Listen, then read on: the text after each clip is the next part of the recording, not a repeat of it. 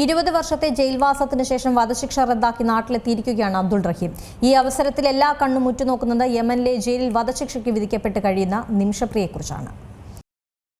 20 വർഷത്തെ ജയിൽവാസത്തിന് ശേഷം കോഴിക്കോട് രാമനാട്ടുകര കോടമ്പുഴ സ്വദേശി അബ്ദുൾ റഹീം ബലിപെരുന്നാൾ ദിനമായ ഇന്നാണ് ജന്മനാട്ടിലെത്തിയത്. പുലർച്ചെ റിയാദിൽ നിന്നുള്ള എയർ ഇന്ത്യ വിമാനത്താവളത്തിലാണ് കരിപ്പൂർ വിമാനത്താവളത്തിലെത്തിയത്. ഇക്കഴിഞ്ഞ 19-നാണ് റഹീമിന്റെ 20 വർഷത്തെ ശിക്ഷാ കാലയളവ് പൂർത്തിയായത്. 2006 നവംബറിലാണ് സൗദി ബാലന്റെ കൊലപാതക കേസിൽ അബ്ദുൾ റഹീം അറസ്റ്റിലാകുന്നത്.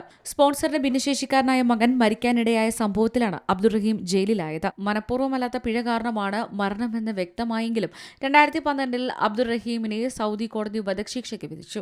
പിന്നീട് 1.5 കോടി സൗദി റിയൽ, അതായത് 34 കോടിയിലേറെ രൂപ ധനസഹായം നൽകിയതിനെ തുടർന്ന് കോടതി അബ്ദുൾ റഹീമിന്റെ വധശിക്ഷ ഒഴിവാക്കുകയായിരുന്നു. മറ്റു വകുപ്പുകളിൽ അബ്ദുൾ റഹീമിന് 20 വർഷത്തെ തടവ് ശിക്ഷ വിധിച്ചിരുന്നു. ഈ ശിക്ഷയാണ് മെയ് 19 അവസാനിച്ചത്. അതേസമയം പാലക്കാട് കൊല്ലങ്കോട് സ്വദേശി നിമിഷപ്രിയ യമനിലെ ജയിലിൽ തുടരുകയാണ്. 2012 നിമിഷപ്രിയ യമനിൽ ഒരു ക്ലിനിക്കൽ നഴ്സായി എത്തുന്നത്.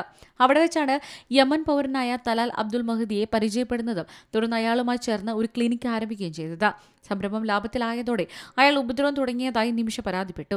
നിമിഷ അറിയാതെ ക്ലിനിക്കിന്റെ ഷെയർ ഹോൾഡറായി തന്റെ പേര് കൂടി ഉൾപ്പെടുത്തി മാസവരുമാനത്തിന്റെ പകുതി പണം കൈക്കലാക്കി.